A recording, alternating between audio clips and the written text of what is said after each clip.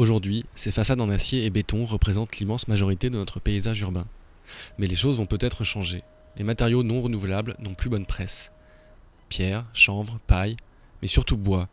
Les options ne manquent pas. Remplacer le béton par ces nouveaux matériaux, c'est le pari qu'a fait la ville de Paris. Notre objectif, c'est que systématiquement maintenant, tous nos bâtiments soient avec des ossatures bois et privilégient, en particulier pour tous les isolants biosourcés, donc de limiter au maximum l'utilisation du béton. Ici se cachent peut-être les matériaux de construction du futur. Dans le Vexin normand, à 100 km de Paris, un chantier forestier est en cours. Les arbres prélevés se retrouveront dans la structure d'un bâtiment neuf. Mais ces abattages ne se font pas au hasard. L'ONF veille à préserver la forêt. On voit bien blanc, hein. Donc là, c'est un hêtre qui a atteint son diamètre de récolte, hein. On est au-delà de 60 cm de diamètre.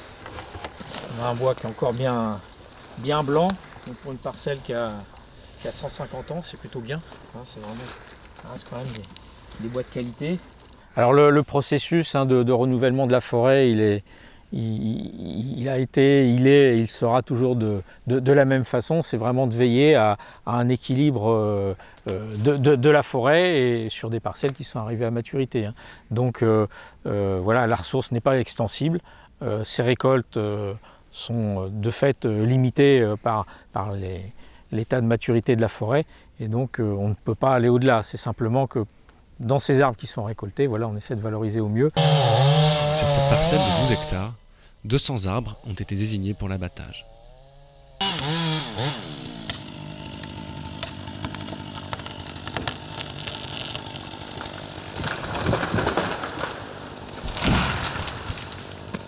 Dans un arbre, on a plusieurs choix, quoi.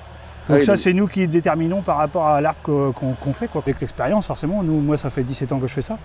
Donc on a l'habitude, on voit le bout de bois, on sait que ça, c'est un bout de premier choix. Scié, traité, transformé, le bois doit être travaillé avant d'être utilisé. Retour à Paris. Ici, moins de camions, plus de silence.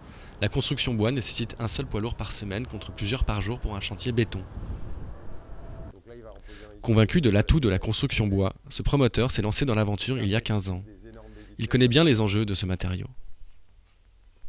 Ça va être comme ici, quoi. Donc, là, tu vois bien quand on dit les choses sont préfabriquées, ça arrive comme ça en usine.